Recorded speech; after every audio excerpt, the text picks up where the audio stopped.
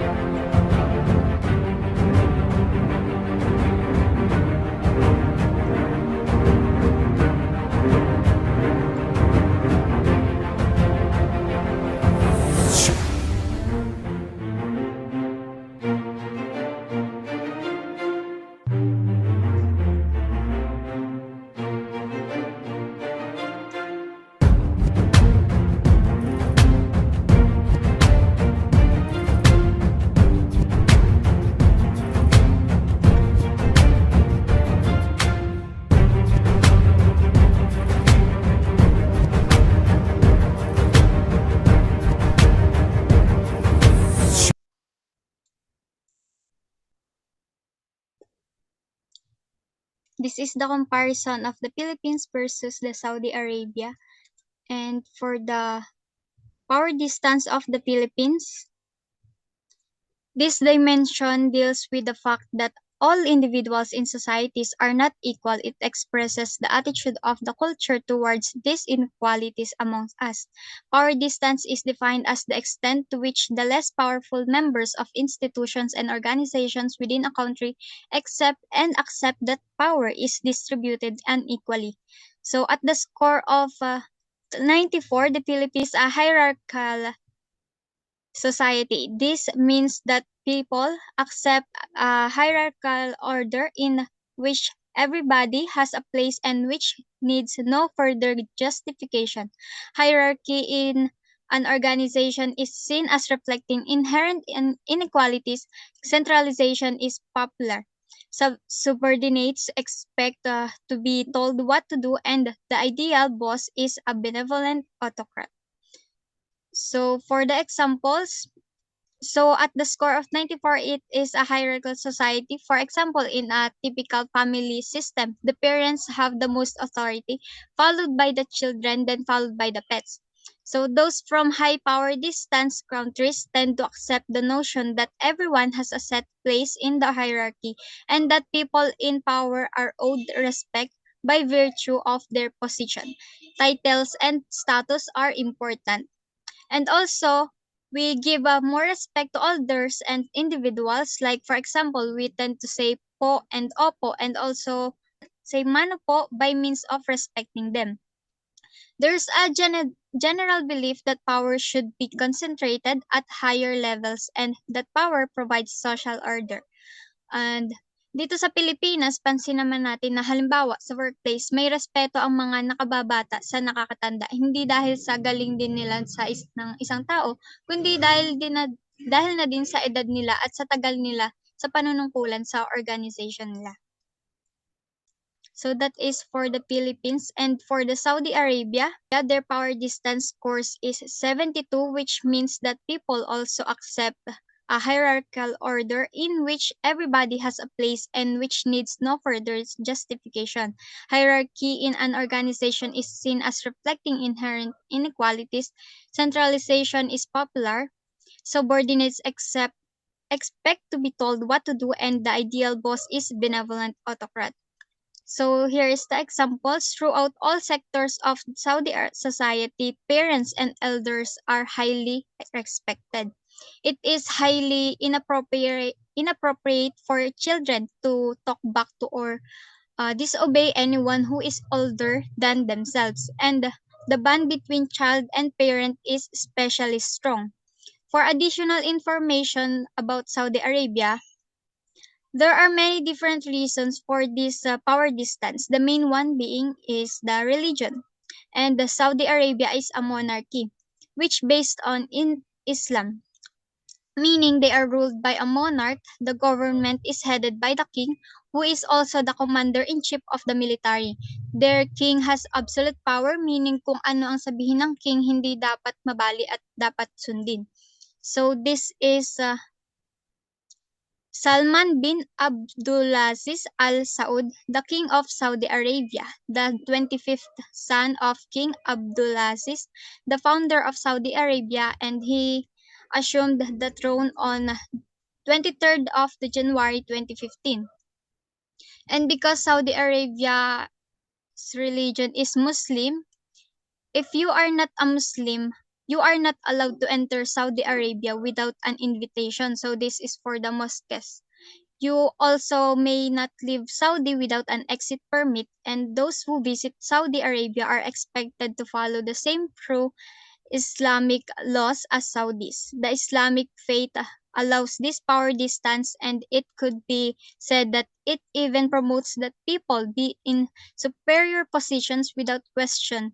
Many Muslims believed in this idea of power and unquestioned superiority based on verses in the Quran. So meaning yung mga bumibisita sa Saudi Arabia, even the foreigners na doon na nagtatrabaho, without any questions ay expected to follow the Islamic laws na base sa Quran or the Islamic sacred book and believed to be the word of God. And besides sa religious influence, some sociological and physiological reasons also promote the The higher power distance, by a certain age, children have obtained a specific mindset based on their culture, practices, and norms, and they have ingrained beliefs of what their place and role in society is. For example, Saudi Arabians believe that obeying your superiors and supporting your government is of the utmost importance, or yung paggalang sa mas nakakatanda and pagsuporta sa kanilang gobyerno ang pinakamahalaga. And Saudi Arabians accept this high power distance as part of their culture heritage. Next is the high power distance in Saudi Arabia is evident in Saudi's strong preference for managerial positions. Dahil nga mayayaman sila, naniniwala silang ang labor jobs ay dishonorable and embarrassment sa kanila. Kaya nagre-resulta rin ito ng kakulangan sa mga workers mula sa kanilang bansa. And kaya sa Saudi Arabia, 80% ng 7.333 million in labor force ay non-nationals or mga foreigners ang nagtatrabaho para sa kanila. So next is the PDI also affects the laws and regulations due to unlimited power and authority the government has in Saudi Arabia. Saudis have an expectation and acceptance that the leaders will separate themselves from the group, and this condition is necessarily subverted upon the population but rather accepted by the society. So, sa law ng Saudi Arabia, sobrang stricto lalo na sa mga magnanakaw na pinuputulan ng kamay, and kapag sobrang mabibigat na kasalanan tulad ng murder ay pinupugutan ng ulo, and ang death penalty sa Saudi Arabia ay illegal.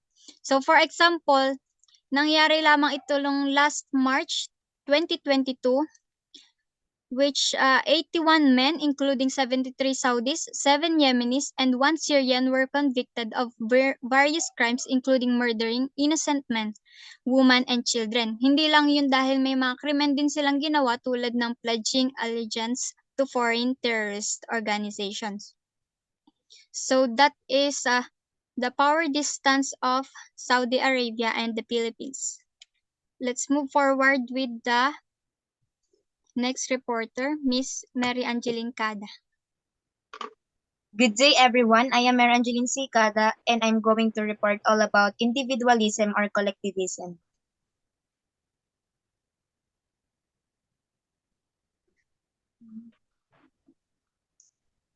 For the first key country, which is the Philippines, it has a score of 32. The Philippines is classified as a collectivistic society.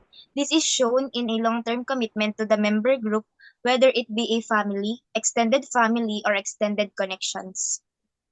Next po.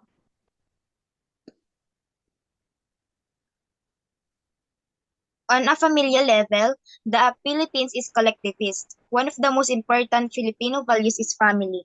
So, dito may in-indicate din ako tungkol sa OFW, at yun nga, talagang saludo ako sa mga OFW kasi dugot pawis ang inaalay nila sa ibang bansa para lang ba may uwi sa pamilya na naiwan dito sa Pilipinas.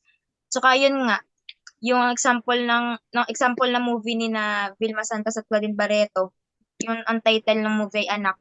Dahil doon talaga nagbatuan sila ng line, which is parang pinapakita ba ni Vilma na mahirap ang buhay sa ibang bansa. Kumbaga ba, akala ng iba parang ang saya dahil nasa ibang bansa, pero mahirap din magtrabaho para may maipadala sa anak sa or pamilya dito sa Pilipinas. Next po. So here are the other samples of collectivism in the Philippines. So the bayanan spirit of Filipinos. Bayanihan is the most valued culture of the Filipino people. It simply means giving a hand to the community and accomplishing goals together as one. Another term for bayanihan is a community spirit. In earlier days, when houses were made of lighter materials such as coconut leaves, bayanihan also meant helping one's neighbors move their houses literally.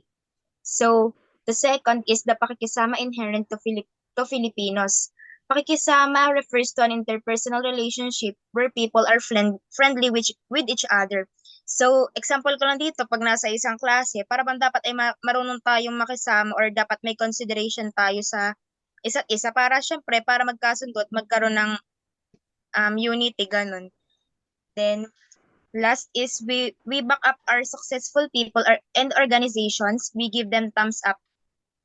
Ang ma-example ko naman dito ay yung mga hero ngayong pandemics dahil sobrang inali nila yung buhay nila para lang ma-secured at saka mas makasurvive tayo sa panahong ito. Next po. The second key country is Saudi Arabia. With a score of 48, Saudi Arabia is classified as a mildly collectivistic society. This is shown in a long-term commitment to the member group, whether it be family, or extended connections. Offense results in shame and loss of faith in collectivist societies. Employee relationships are viewed morally, hiring and promotion decisions consider employees in group, and management is the management of the groups. Also, ang Saudi Arabia ay rin siya, collectivism culture, wherein yun nga ang tingin nila sa kanilang society is within a group kaysa sa individual lang ang kanilang focus. Next po. Example, many expectations and characteristics of society in the Arab East reflect collectivist culture. So, ang una na nga ay kapag ba sa mga university campuses, yun nga kung tinatawag ba para mga SPED, yung mga person with disabilities or may visual disability ay parang ina-assist sila ng mga teacher nila or kaya professor nila para matuto silang bumuo ng mga words para syempre mahirap din para sa kanila yun kaya kailangan din nila ng assist or kailangan nila ng taong nandyan para sa kanila. So the second is students have to choose between a job below their academic level or no work after graduating. So ang mga estudyante sa Saudi Arabia ay kailangan ba nilang manili ng trabaho na under sa course nila or walang trabaho at all, pero mas ine-encourage nila na magkaroon ng trabaho ang mga bagong mga fresh graduate para syempre makatulong sa society. The last example for Saudi Arabia collectivism is individuals in poverty are on the streets seeking for assistance. Those passing by will almost certainly offer assistance, whether in the form of a meal, money, or anything else. No one should ever seek for aid and not receive it in a collectivistic culture. So, ayun nga, parang kagaya din dito sa Pilipinas, sa Saudi Arabia, may mga beggars din na nakikita sa kalye, which is din, yung mga tao naman doon ay tumutulong sila doon sa mga beggars in a way of yun nga, pagbibigay ng meal, money, or anything else. That's all for my report po. Thank you. Hi, I'm Chariezel Flores, and for the continuation of the report, I'll be discussing the masculinity between Saudi Arabia and Philippines. Next po. Philippines scores 64 on this dimension, and it does a masculine society. In masculine countries, people live in order to work. Managers are expected to be decisive and assertive. The emphasis is on equity, competition, and performance and conflicts and resolved by fighting them out. A number of respondents here in Philippines witnessed that the following in their workplace, males and females had different roles. It seemed natural for men to deal with facts while women dealt with feelings, influence, power were emphasized, and lastly, competence, ambition, and material things were given importance. Para dito sa Pilipinas, in the Philippines society, they most value masculinity. The dominant gender of their society is masculine gender. Para dito sa example na lang natin dito sa Pilipinas, pagdating sa pagdedesisyon, ang babae may pagkakataon na magdesisyon katulad na lamang ng pag-manage sa pera para sa pang-araw-araw na gastusin at magdesisyon para sa kanilang kakainin sa araw-araw. That would be all. Para naman sa universidad, pagdating sa mga schools, karamihan sa mga babae at lalaki ay nagkaka-interact at nagkakasama sa isang eskwelahan. While dun sa Saudi Arabia, for example, doon hindi pwedeng magkaroon ng interact ang babae at lalaki kung kaya't yung pagdating sa eskwelahan or universidad, magkabukod ang kanilang school. Next po.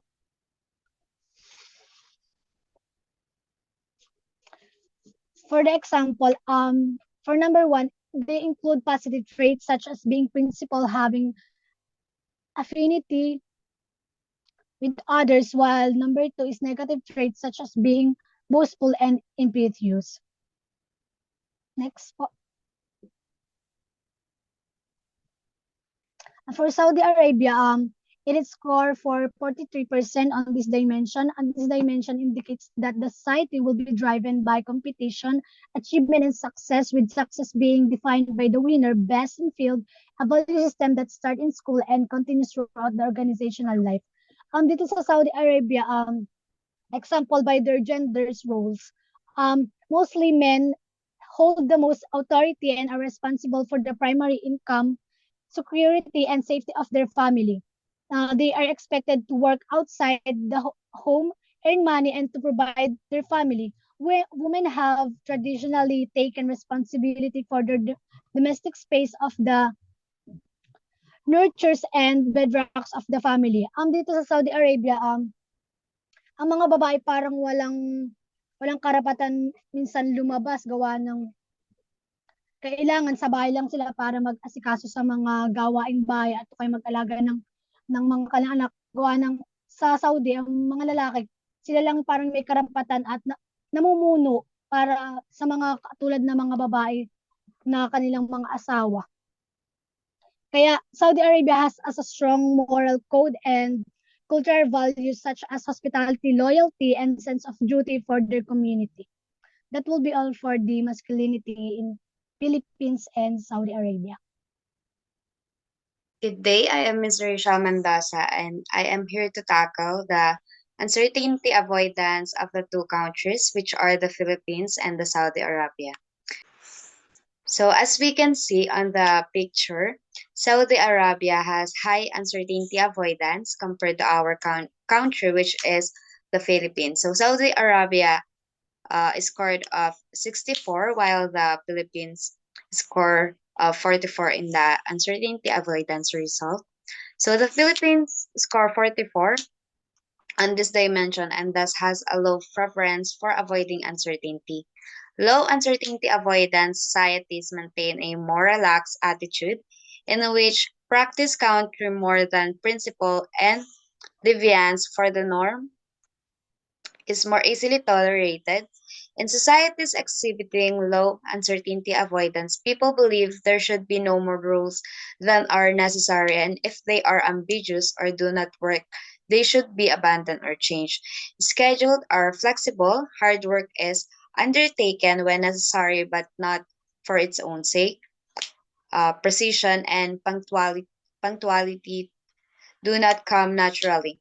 So innovation is not seen as threatening. So in the Philippines, wala tayong gaanong roles as individuals in our economy na kailangan na we need to strictly follow. So as we can notice in our country, to compare it with Saudi Arabia, na they have many roles and responsibilities as individual in their community. So here are some examples of the uncertainty avoidance of the Philippines. So Filipino take pride in their families. It is family first. So whether you are part of the immediate family or you belong to the third or fourth generation, you are treated as a family member. Sometimes even the closest of friends are considered family too. So in this example, most of us as Filipino, we have no rules na dapat pag nasa legal age ka na kailangan mo nang umalis ng bahay nyo, or kailangan mo nang buhayin yung sarili mo, or you need to be independent. So some example is Filipino are very religious. In all corners of a Filipino house, you can find brazen image of crosses and other religious paraphernalia. So in terms of religion, we have a rules na pagdating sa Holy Church, in terms of appearance is yung sa pagsusuot lang ng tamang damit, which is hindi pwede yung mga sexy na damit na like parang pupunta ka sa club. And most of us Filipino considered the image of the saints and also yung mga poon na nilalagay natin sa bahay natin or sa altar sa bahay natin na doon tayo napunta if we want to pray or to talk with our God. So next is Filipinos help one another, more popularly known as bayanihan. So most of us Filipino, tumutulong tayo or nagkukusang gawa tayo when we think it is necessarily or sa tingin natin yung person na tutulungan natin is kailangan talaga ng help natin. So ito na ipakita natin siya kahit saan, even in school or sa labas ng bahay natin. So most of the Filipino is very cold-hearted kasi pag alam nila na needed ng help ng person, tinutulungan nila without anything na kailangan silang bayaran or bigyan ng kapalit. So for the uncertainty avoidance in the Philippines, we do not have so many rules compared it with Saudi Arabia na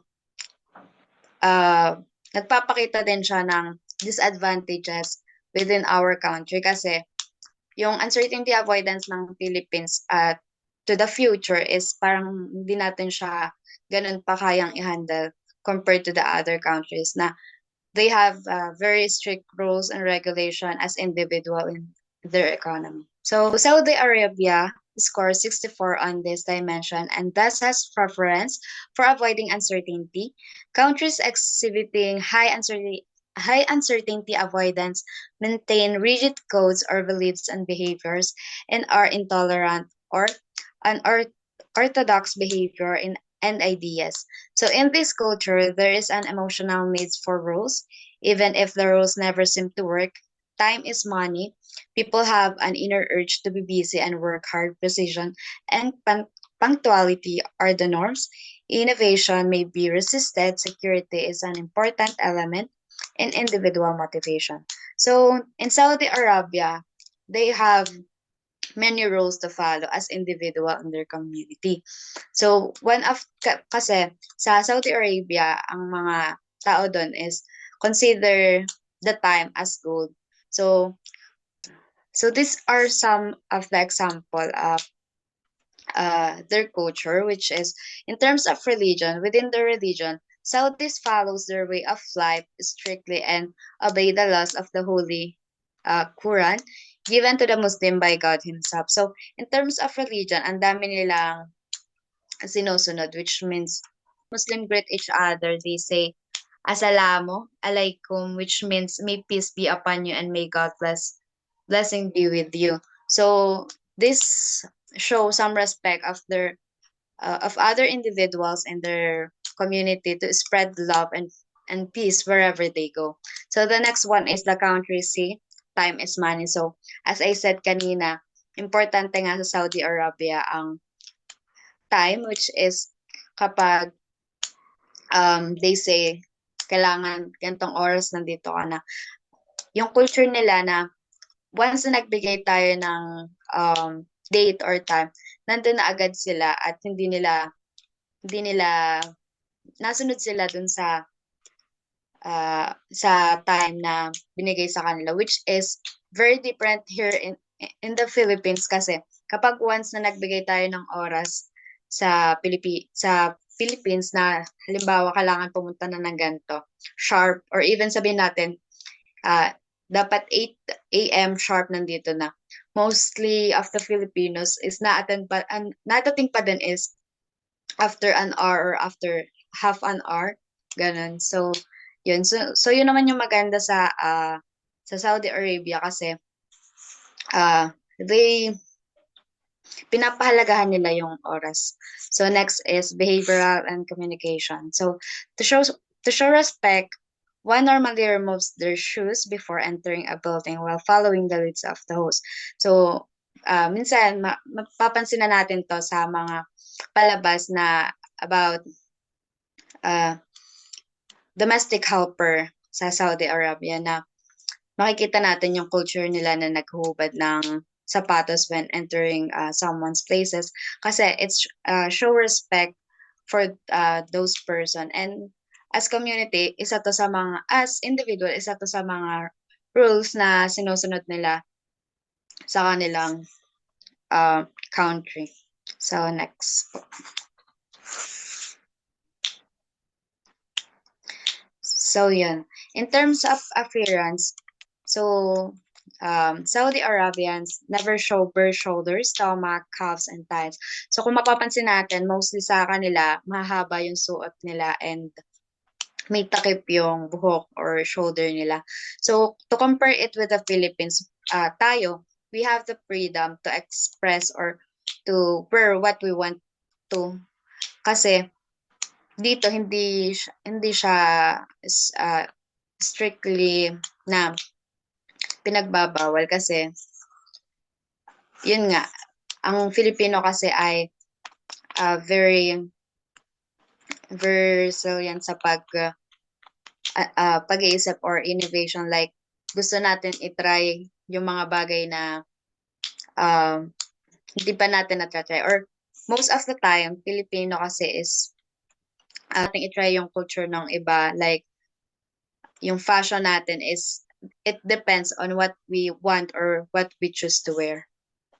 So yun. So lastly, in the workplace, Saudi Arabia is viewed as close-minded. So for Saudis, work is based on rule. Rules help them come to work on time and leave on time and achieve what needs to get done. So yun. So yun nga yung sinabi nga ko kanina na for Saudi Arabians, time is gold. So ang mga Saudi Arabians talaga is masuno rin sila within their economy kasi as individual in their country, kung mapapansin natin, parang ang hirap na gano'n, na parang ang daming rules and regulation within their country compare with the Philippines na ang mostly sinusunod lang natin is law, which is it needed naman talaga to have a peaceful economy. So yun. So that would be all for my report, and that's the report will be continued by Miss Carmela Oracion. Thank you. Good day, everyone. I am Carmela P. In this topic, the long-term orientation between Saudi Arabia and Philippines. For the Philippines, a very low score of 27 indicates that the Philippines are more normative than pragmatic. Filipino in such society have a strong concern with establishing the absolute truth. They are normative in their thinking. They exhibit great respect for traditional and relatively small property to save for the future and are focused on achieving quick results. For the example, the Filipino are family-oriented and often religious with an appreciation for art, fashion, music, and food. And makikita naman natin dito sa Pilipinas ay family-oriented and religious, and makikita natin ang mga Pilipino ay magagaling sa art, fashion, music, and foods, lalo na sa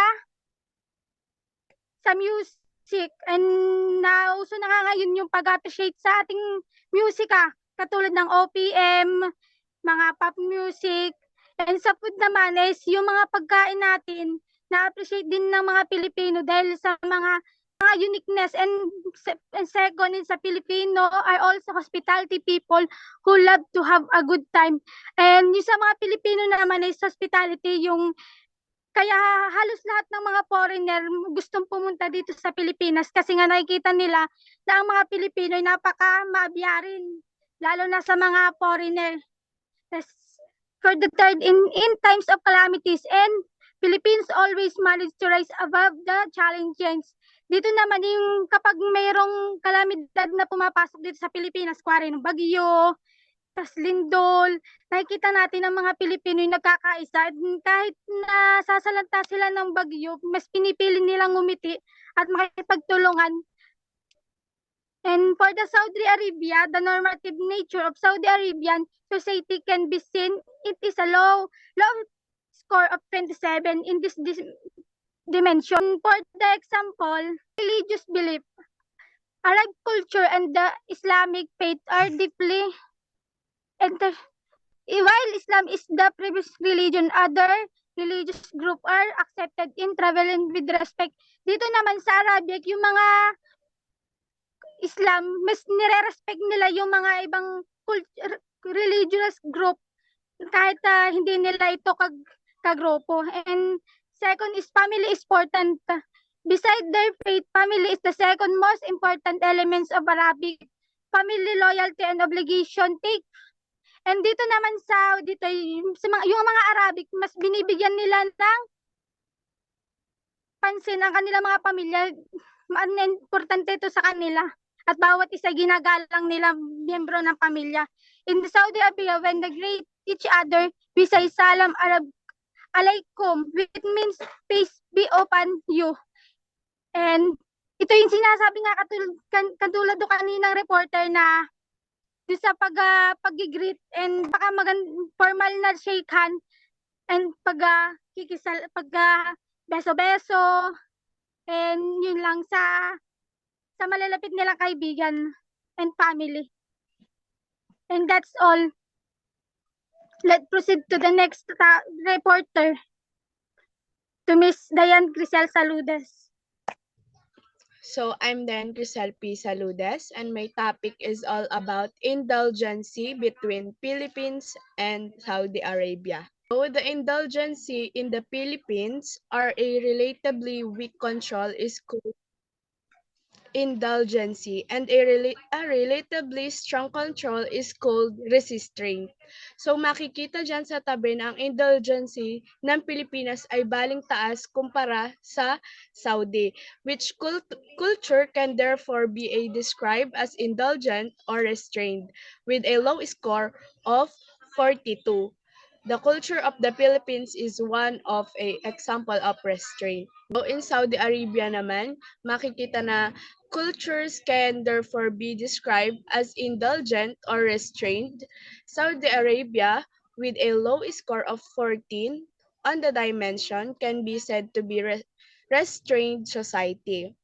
So makikita dito ang pagkakaiba at pagkakataas ng Philippines sa Saudi. And restrained societies do not put much emphasis on leisure time and control the gratification of their desires. So, pinapakita din po dito na kultura sa makatawid ng Saudi Arabia ay maaaring ilarawan bilang isang indulgent or restrained. Ang Saudi Arabia din po ay isang kabaligtaran sa mga indulgent na lipunan. Now, as you can see, this is the life in Saudi Arabia compared to Philippines. So, all countries in the world are unique, living in the country different from one native culture and could be a very difficult. Although living in a country like Saudi Arabia is challenging, we should learn to enjoy that experience and treasure it.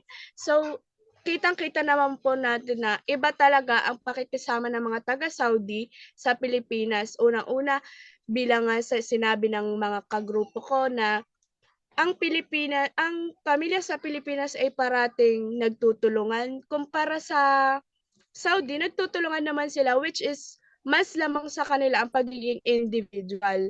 So, although there are a lot of difference between the Philippines and Saudi Arabia, there are also similar in some ways. First is the education in the Philippines and Saudi Arabia are similar in terms of spending on education. So, tulad pa rin po ng Saudi at sa Philippines, parehas pong pinaprioritize sa mga tao ang pag-aaral. So, the second one is students are free to choose what school they will attend to. So, bilang dito sa Pilipinas, di syempre, ang pamilya pag hindi ka yamanan, syempre pipili tayo dun sa isang pampublikong paaralan which is nabibigay naman lahat ng pangangailangan or learnings or natututo naman ang mga bata, which is good at the same time in Saudi. So, both the Philippines and Saudi Arabia have increased awareness of the value, importance of education to its people.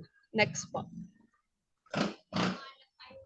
On the other hand, the Philippines and Saudi Arabia's culture is different in terms of freedom, which is true kasi hindi lahat ng gusto ng mga taga-Saudi ay nagagawa nila or nasusunod. Lagi silang ikino-compare na dapat kung ano lang ang kailangan, yun lang. Which is sa Philippines, ikaw kung anong gusto mong suotin, yun ang susuotin mo. Pero sa kanila, hindi pwede ang ganon. Na dapat kung ano talaga yung parati mong sinusuot, kung ano man ito, dapat yun at yun lang yun. So, in a conclusion, the Philippines and Saudi Arabia have a lot of differences and it is opposite of one another, even though living in a country different from one native country is difficult. One can use this opportunity to be able to learn something from this country. So, karamihan nga po ngayong OFW napapapunta sa UAE, which means na marami ring nababalitang may hindi magandang nangyayari sa mga OFW because nahihirapan pong pakisamahan din ng Pilipino ang mga taga-Saudi kasi iba rin po yun sa kanilang relihiyon. Pero as long as makakaya ng mga kapwa natin Pilipino na pakisamahan sila ay nagpo-pursue sila na ipagpatuloy ang kanilang trabaho. This is the end of our discussion. Thank you for listening.